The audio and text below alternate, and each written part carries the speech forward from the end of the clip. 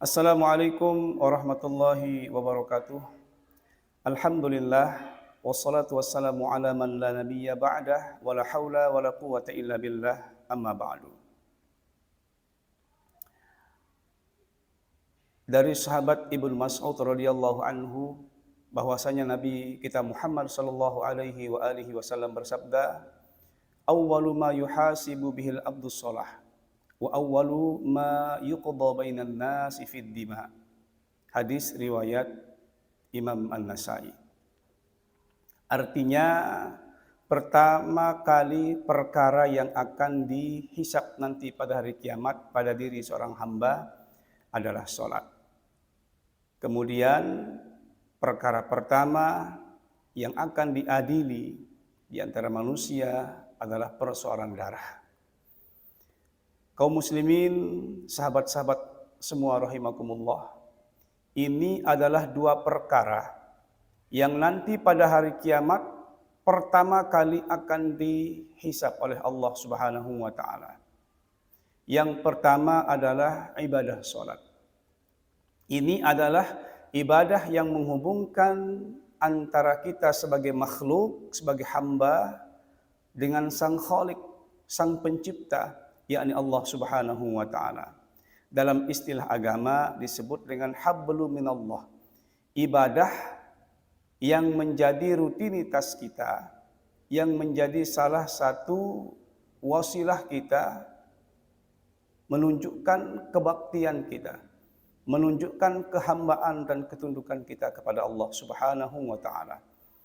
Maka ibadah ini nanti pada hari kiamat pertama kali akan dihisab, akan diperhitungkan oleh para malaikat berdasarkan perintah Allah Subhanahu wa taala. Bahkan dalam hadis yang lain, Nabi kita sallallahu alaihi wasallam menyebutkan bahwa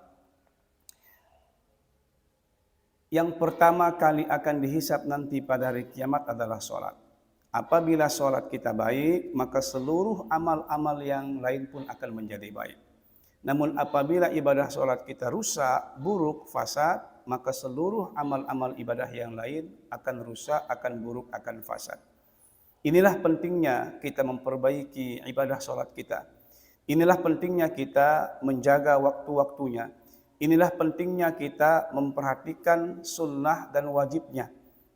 Jangan sampai kita mengerjakan sholat sekedar melepas kewajiban begitu saja, akan tetapi tidak mampu menghayati dan menghadirkan hati ketika melaksanakan ibadah sholat di hadapan Allah Subhanahu wa ta'ala.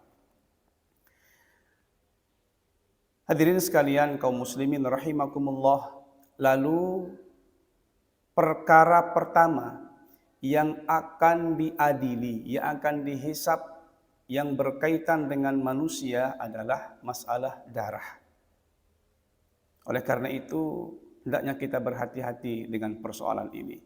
Bukan darah yang dimaksud, darah yang disebabkan oleh menstruasi, atau darah istihadah, atau darah nipas, atau darah bisul, dan lain sebagainya. Tetapi yang dimaksudkan di sini adalah mengalirkan darah dalam arti melakukan pembunuhan. Jadi apabila kita membunuh seseorang tanpa hak di dunia ini, itu artinya kita mengalirkan darah. Maka darah itulah nanti yang pertama kali akan dihisab oleh Allah Subhanahu wa taala. Karena apa? Karena masalah ini berkaitan dengan hubungan manusia dengan sesama manusia. Hablum minan nas. Kalau sholat tadi itu hablum minallah, kita, hubungan kita dengan Allah. Akan tetapi persoalan darah ini adalah satu di antaranya yang berkaitan dengan hablum minan nas kita.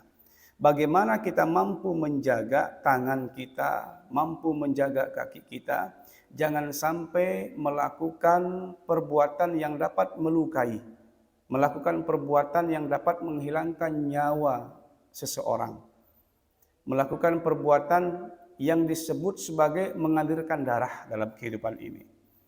Kalau kita melakukan pembunuhan dengan alasan yang tidak dibenarkan dalam syariat agama, satu saja nyawa melayang, satu saja orang kita bunuh, nanti berat perhitungannya, hisabnya di hadapan Allah Subhanahu wa taala.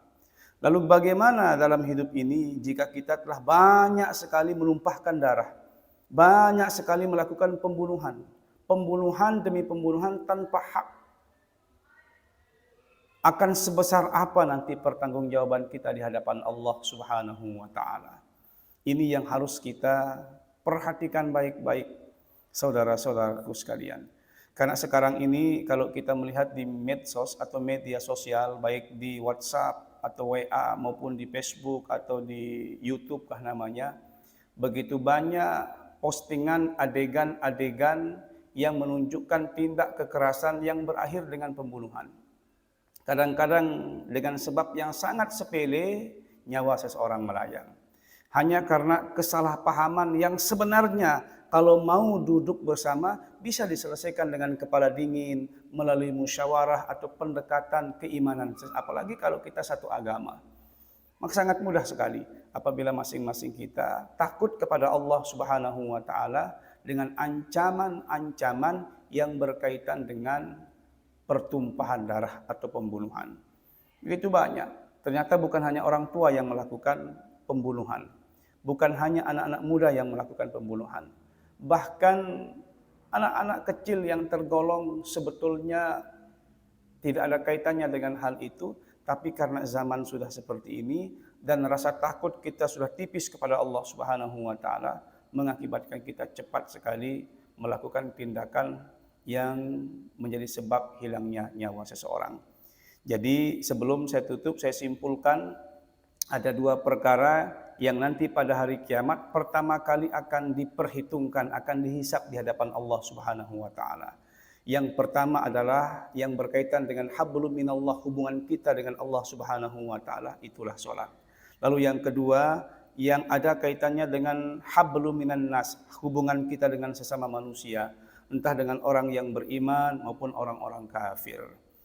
Dan itu adalah masalah darah atau pertumpahan darah atau pembunuhan. Kita berdoa kepada Allah Subhanahu wa taala, mudah-mudahan Allah menjauhkan kita dari perkara-perkara yang dapat mengakibatkan kita menjadi orang yang rugi nanti pada hari kiamat. Mudah-mudahan bermanfaat. Wallahul muwaffiq wal hadi ila sabilir rasyad. Wassalamualaikum warahmatullahi wabarakatuh.